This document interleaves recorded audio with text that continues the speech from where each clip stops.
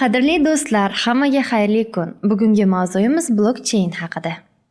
Shuningdek, mining va aqlli shartnoma, blockchaindan qanday foydalanilishi va u hozir qayerlarda qo'llanilayotgani haqida gaplashamiz.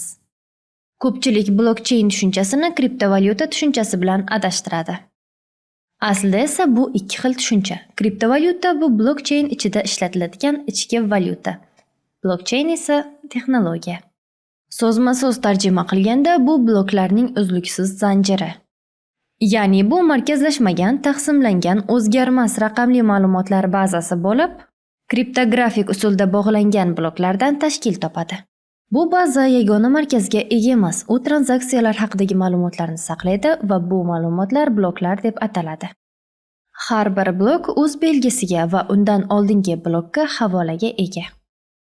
Oddiy qilib aytganda, blockchain bu har bir ishtirokchida mavjud bo'lgan yozuvlar kitobi bo'lib, unga turli ma'lumotlarni yozish mumkin. Uning eng katta muhim tomoni shundaki, bu yozuvlarni o'chirish yoki o'zgartirish mumkin emas. Demak, kimdir bu yozuvlarni o'chirishga harakat qilsa, tarmoq uni oldingi holatiga tiklaydi. Blockchainning ishonchliligi ham shunda. Aldov yoki ma'lumotni qalbakilashtirishning iloji yo'q. Blockchainda sodir bo'lgan voqeani hech kim o'chirib tashlay olmaydi.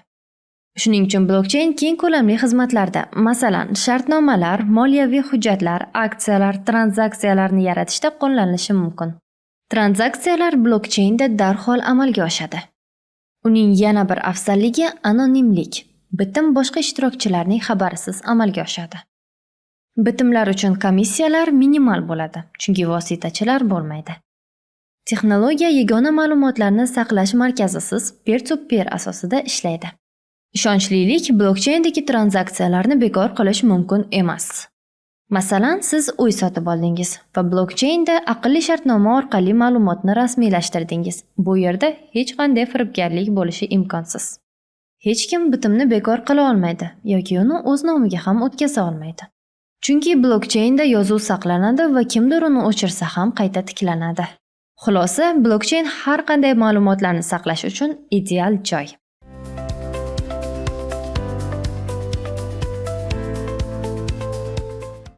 Endi aqlli shartnoma tushunchasini ko'rib chiqamiz. Aqlli shartnoma bu kod bo'lib bitimga tikiladi. Masalan, notarius bitimni tasdiqlaydi va u shu bitimning vositachisiga aylanadi. Aqlli shartnomada esa bitim shartlari kodga yoziladi va ular blockchainda shartnoma shartlari o'zgarmasligini kafolatlaydi. Bu mutlaqo anonim, lekin ishonchli tizim hisoblanadi. Agar shartlar aqlli shartnomaga yozilgan bo'lsa, ularni hech kim o'zgartira olmaydi. Ularni buzish yoki chetlab o'tish mumkin emas, chunki ular darhol bloklanadi. Aqlli shartnomalar moliyadan tortib sug'urtagacha, biznesdan tortib oddiy xarid bitimlarigacha foydalanilsa bo'ladi. Aqlli shartnomalarning afzalliklari juda ham ko'p. Tezkorlik, ma'lumotlarni qayta ishlash, ishonchlilik va mustaqillik, vositachilar yo'q, lekin kamchiliklari ham bor. Asosiy kamchiligi uni amalga oshirishning murakkabligi. Misol uchun, oddiy notariusga borsa, ish ancha osonroq bitadi.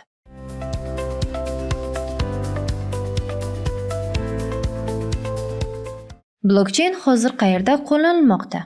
Asosan IT, moliya va savdo sohalarida. Nima jalb qiladi? Birinchisi, tranzaksiyalarning tezligi, ikkinchisi, vositachilarning yo'qligi, uchinchisi, xarajatlarning kamligi, to'rtinchisi esa ishonchlilik. Blockchainning imkoniyatlari cheksiz va u endigina rivojlanmoqda. Masalan, Walmart supermarketlar tarmog'i bu texnologiyani import mahsulotlarini sotib olish shartnomalarida qo'llaydi. Samsung esa blockchainni yetkazib berish zanjirini kuzatish jarayoniga joriy etmoqda. Ularning fikricha, bu ularga milliardlab dollar mablag'ni tejash imkonini beradi. Blockchain bank sohasida, tibbiyot, energetika va ta'limda ham qo'llanilyapti. Blockchain har qanday katta axborot oqimi mavjud bo'lgan sohada samarali yordamchi bo'lishi mumkin. Masalan, tibbiyotda, xususan ma'lumotlarni saqlash, tibbiy arxiv va bemorlarni masofadan kuzatish jarayonlarida.